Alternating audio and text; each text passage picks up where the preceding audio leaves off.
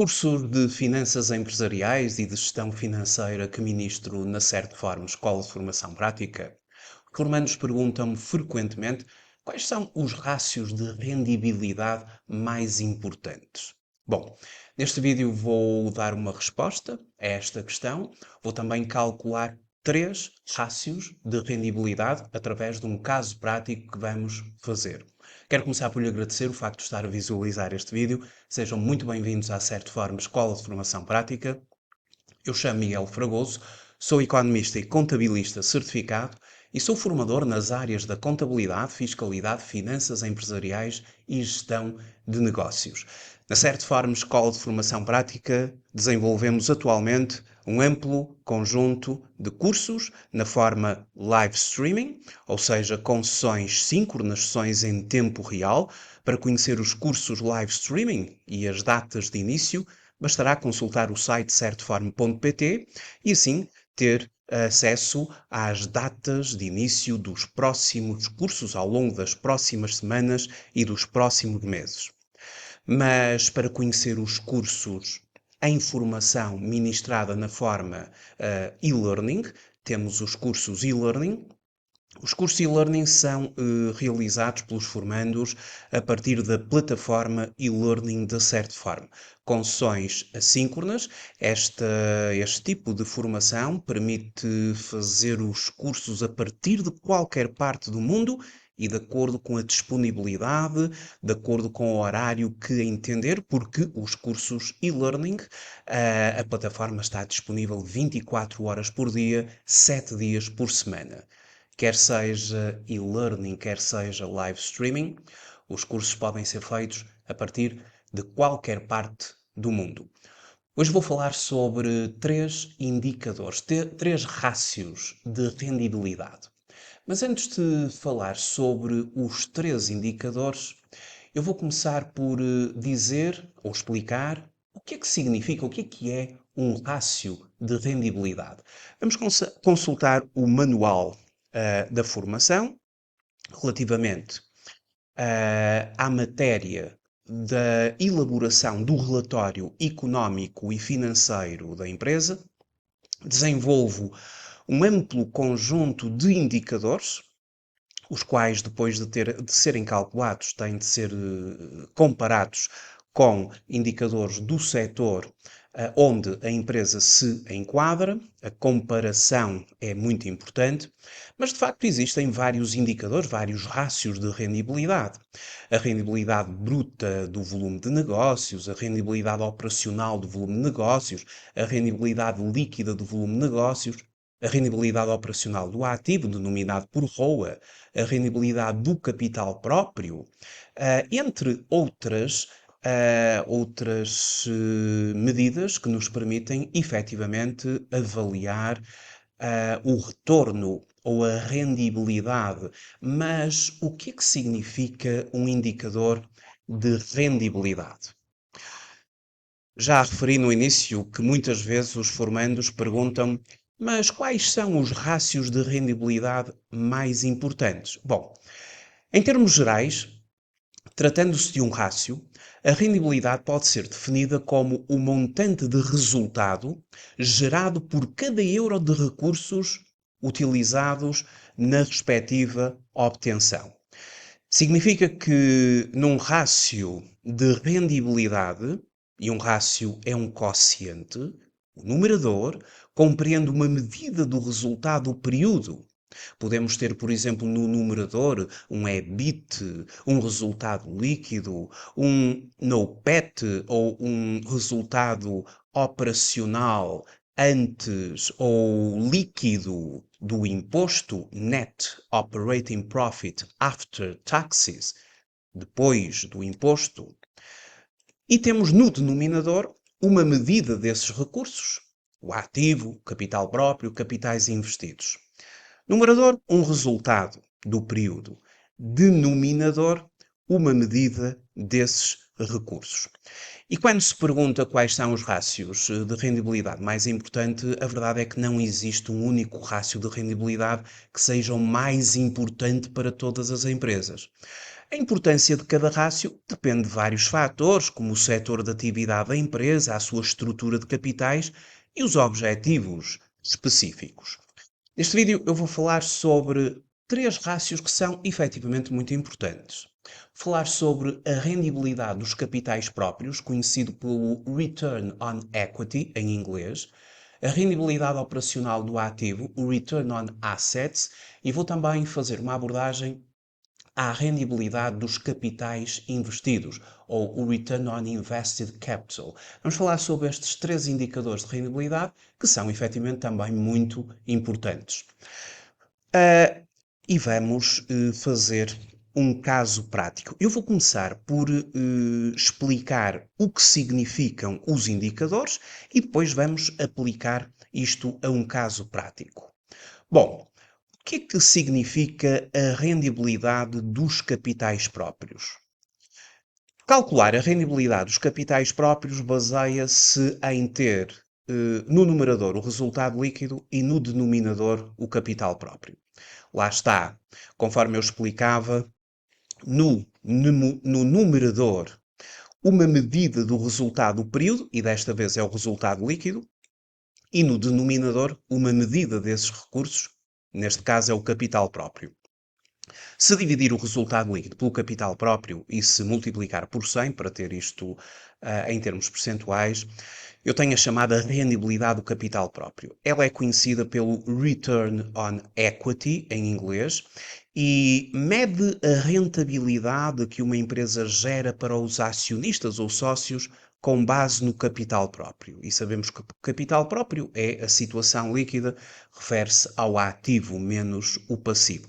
E como o capital próprio é pertença dos acionistas ou dos sócios, obviamente ressalvando as prioridades que estão estabelecidas no Código das Sociedades Comerciais quanto à imputação do resultado líquido, ou uma rentabilidade do capital próprio, por exemplo, de 8%. Imaginem que uma empresa obtém uma rentabilidade ou uma rendibilidade ou retorno do capital próprio de 8%. Isto significa que por cada unidade monetária de capital próprio, por cada 1 euro de capital próprio, a empresa gerou 8 cêntimos de lucro líquido. Em geral, uma rendibilidade do capital próprio considerado positivo ou negativo vai depender, nomeadamente, da média do indicador encontrado para empresas do mesmo setor, e aqui aconselha sempre, e como eu faço nos cursos, fazer uma comparação com dados setoriais que nos podem, por exemplo, ser consultados no site, no BPS, no Banco de Portugal, e efetivamente é um site de referência para podermos fazer uma consulta de indicadores de setor de atividade e comparar com aquilo que a nossa empresa obteve, se a nossa empresa está acima ou abaixo. Este é o primeiro indicador. Seguidamente, eu até vou fazer o seguinte: vou pegar aqui num caso prático e vou já calcular para uma determinada empresa este indicador. Vamos aqui a uma folha de cálculo Excel, onde tenho aqui o balanço da empresa e tenho a demonstração dos resultados dessa mesma empresa. E, portanto, vou começar por calcular a rendibilidade do capital próprio desta empresa. E como já sabemos, para calcular a rendibilidade do capital próprio de uma empresa, bastará dividir o seu resultado líquido. Ele pode ser consultado no balanço, não é? Também na demonstração dos resultados. O resultado líquido pelo capital próprio da empresa. Esta empresa apresenta uma rendibilidade do capital próprio de 24,73%, muitíssimo alta, o que é já desde logo um bom pronúncio para o investidor que quer ser acionista ou sócio da respectiva empresa. Ora, a seguir, vamos a explicar o que significa a rendibilidade do ativo. Bom, a rendibilidade do ativo, ela é calculada, de várias formas.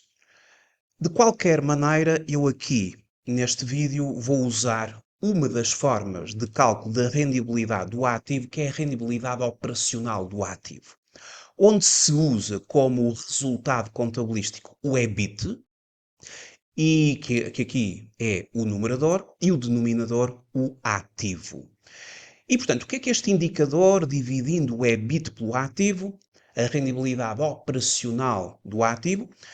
Existe também forma de considerar o Return on Assets, considerando, por exemplo, o resultado líquido do período a dividir pelo ativo, mas vamos interpretar aqui com base neste indicador calculado, considerando como resultado contabilístico o EBIT e dividindo o EBIT pelo ativo. Bom, quando se divide o EBIT pelo ativo e temos a rendibilidade operacional do ativo, e como já vimos, ele pode ser medido de diversas formas, e uma delas é usando o EBIT, como eu estou aqui a fazer, que é o lucro antes dos juros e dos impostos. E o EBIT é uma medida de lucro operacional da empresa, excluindo, obviamente, os juros e os impostos. Para calcular a rendibilidade do ativo usando o EBIT, já vimos, usa-se a fórmula EBIT a dividir pelo ativo. E desta forma calculado, o ROA mede a eficiência com que uma empresa utiliza os seus ativos para gerar resultados ou lucros operacionais. Porque estamos a falar do EBIT, não é? Porque se dividíssemos o resultado líquido pelo ativo, estaríamos a medir a eficiência com que a empresa utiliza os seus ativos para gerar resultados líquidos ou lucros líquidos. Por exemplo, se uma empresa obteve um EBIT de 100 mil euros e ativos de 1 milhão de euros, o ROA será de 10%.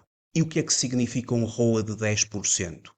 Significa que para cada 1 euro investido em ativos, a empresa obtém um retorno de 10 cêntimos, claro, em termos de EBIT.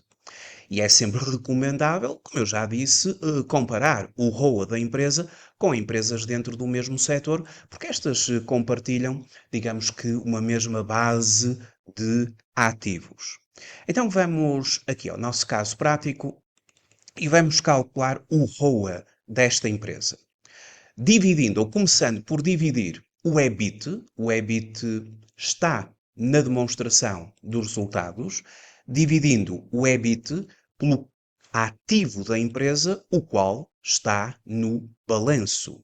E, portanto, este é um indicador, um rácio económico ou financeiro, porque utiliza uma rúbrica do balanço e uma rúbrica da demonstração dos resultados. O ROA desta empresa é de 19,91, o que também se pode dizer que é muito bom, isto considerando aquilo que se conhece em termos setoriais, uma boa rendibilidade, ou seja, digamos que por cada 1 euro investido no ativo desta empresa, consegue-se 19 cêntimos, ou cerca de 20 cêntimos, em resultados operacionais. Bom, por fim, vou calcular um outro resultado ou um outro rácio de rendibilidade, que é um indicador denominado Return on Invested Capital, ou simplesmente em português, a rendibilidade dos capitais investidos. Os capitais investidos numa empresa são os capitais próprios por parte dos sócios, dos acionistas, e os capitais alheios, mas no que diz respeito à dívida onerosa. Ou seja, àquela dívida que efetivamente tem juros, nomeadamente os empréstimos bancários, as locações financeiras, entre outros. Ou seja, sempre que temos dívida com juros, ou que se suporta juros, temos uma dívida onerosa. E os capitais investidos numa empresa são assim compostos pelo capital próprio mais a dívida onerosa. Ora, Se nós dividirmos um resultado operacional, e aqui considera-se um resultado operacional líquido do imposto, ou seja, tirando-lhe a fatia que vai para as finanças por via do IRC, o chamado EBIT vezes 1 menos T, um resultado operacional já com o efeito fiscal. Se nós dividirmos esse resultado contabilístico ou operacional considerando o efeito fiscal, pelos capitais investidos, temos então aquilo a que se chama a rendibilidade dos capitais investidos. Ora, só em termos conceituais, a rendibilidade dos capitais investidos, denominado por ROIC, que em inglês significa Return on Invested Capital, é um indicador financeiro que mede a eficiência com que uma empresa utiliza o capital total investido pelos acionistas ou sócios, e os capitais investidos pelos acionistas ou sócios é o capital próprio, e pelos credores, e aqui temos a chamada dívida onerosa, para gerar resultado operacional líquido de imposto. E um ROIC, por exemplo, de 15%, se obtivéssemos um ROIC de 15%, isto indica que a empresa está a gerar um retorno de 15 cêntimos por cada euro investido no seu capital. Aqui deve-se ler cada euro investido no seu capital. 15%, 15 cêntimos por cada euro investido no seu capital. E, portanto, um ROIC de 15% é considerado razoável e sugere que a empresa está a obter resultados positivos em relação ao investimento realizado. É muito importante nós compararmos o ROIC de uma empresa com o seu custo médio ponderado do capital, o chamado WACC. E se o ROIC for maior que o WACC, a empresa é considerada saudável, em crescimento, portanto a empresa é capaz de gerar valor. Se o ROIC estiver aquém do WACC, estamos perante uma empresa que está a destruir valor. Vamos então calcular, no caso concreto, o ROIC desta empresa.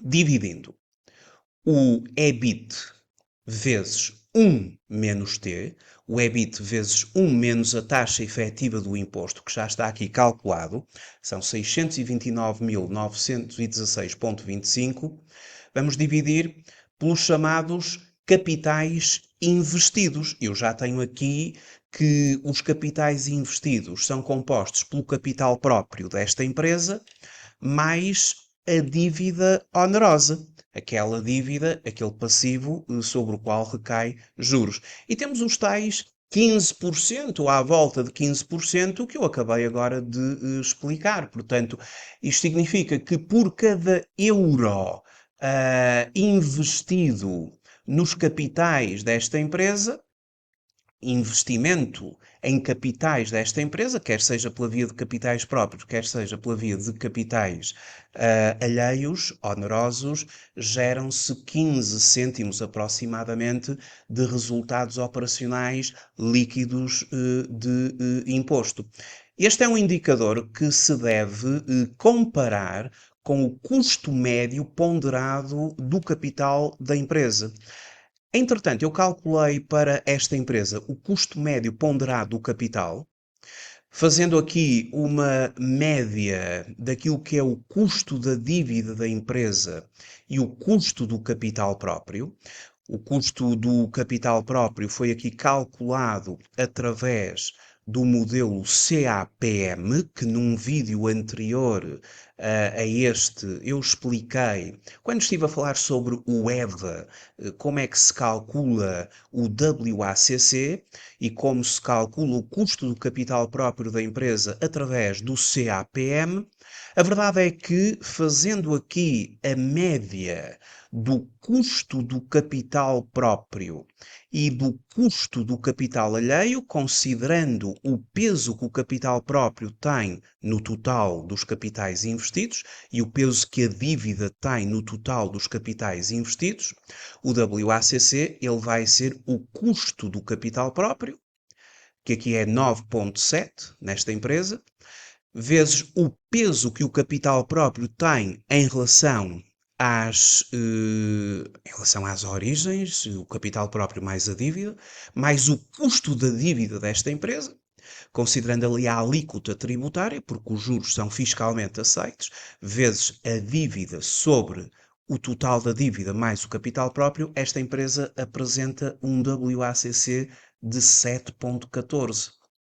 Aquém, aquém ou inferior em relação ao Return on Invested Capital. Isto é importante porque se gera um spread positivo da empresa. O spread é o ROIC menos o WACC. E a empresa tem ali uma diferença positiva e essa diferença positiva vai proporcionar que a empresa tenha um EVA, Economic Value Added, calculado pelo spread positivo, que é o ROIC menos o WACC vezes os capitais investidos. Portanto, esta empresa está a gerar valor, é uma empresa com rentabilidades fortes, quer seja no Return on Equity, rentabilidade do capital próprio, rentabilidade operacional do ativo e a própria rentabilidade dos capitais investidos.